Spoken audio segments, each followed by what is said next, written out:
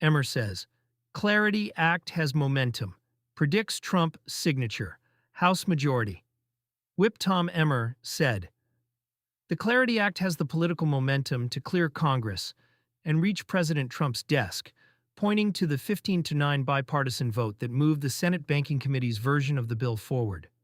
The comments were posted by CoinMarketCap on May 23, 2026, and circulated through crypto policy channels within hours. Crypto markets were not in the mood to celebrate.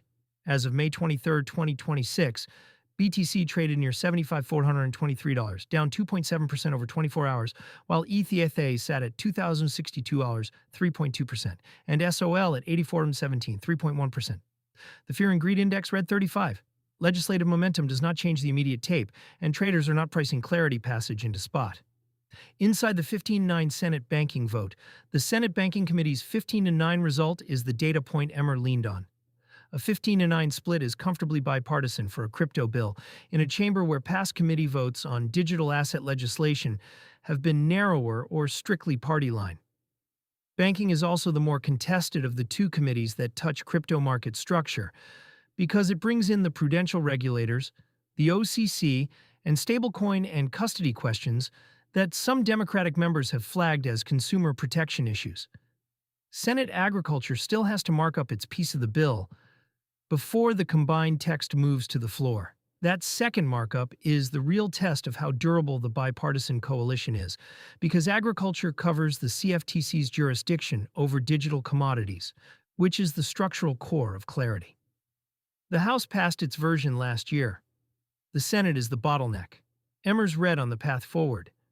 Emmer's role as Majority Whip matters here because his job is counting votes. When the whip publicly says a bill has the momentum to land on the president's desk, it is a signal to the lobbying ecosystem, not a private prediction.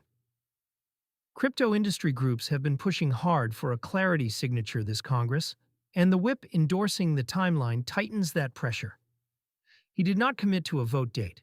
Senator Cynthia Lummis has been working on the procedural mechanics to combine the two Senate committee outputs into a single floor text, which is the step that typically slows market structure bills. If that combination happens cleanly, a floor vote before the August recess is plausible. If it stalls, the timeline slips toward year-end. Stakes for crypto market structure clarity is the bill that resolves the SEC versus CFTC jurisdictional question that has shaped enforcement actions, exchange registration fights, and token classification disputes for the last 4 years.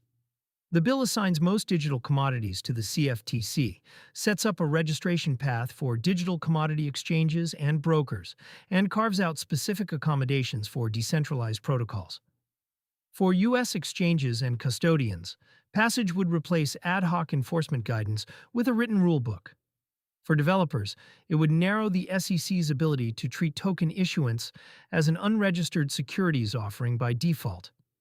For the spot market, it would unlock the kind of institutional on-ramps that funds and brokerages have been waiting for, because the compliance picture stops being a moving target.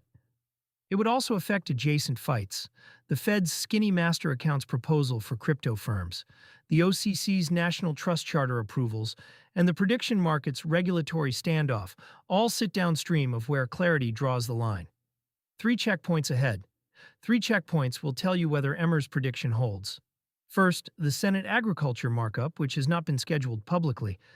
Second, the combined Senate floor text, which is where party line amendments tend to surface and either pass or sink the bipartisan coalition. Third, a conference negotiation with the House to reconcile differences before a final vote sends the bill to the White House. Trump has signaled he would sign a market structure bill if it reached him. That part is not in doubt. The question is whether the Senate moves the text out before the legislative calendar runs out of room.